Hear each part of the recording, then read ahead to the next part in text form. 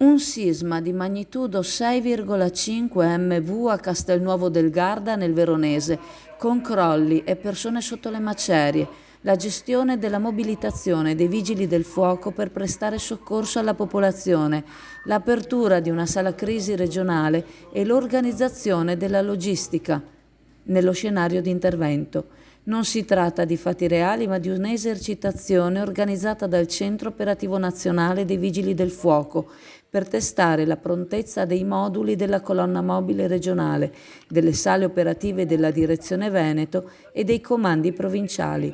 Nella simulazione che si è svolta nei giorni scorsi sono stati testati in particolare le comunicazioni durante un'emergenza tra il CRA, Comando regionale dell'area colpita, e il DOA, Distretto operativo dell'area colpita, l'invio delle sezioni operative e l'installazione dei moduli di supporto logistico per gestire l'organizzazione degli operatori al lavoro in calamità.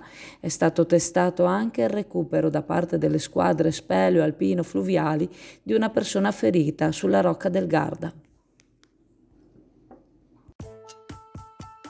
In via Vespucci al Civico 130, sabato 14 ottobre, apre Acme Store, il nuovo negozio della tecnologia.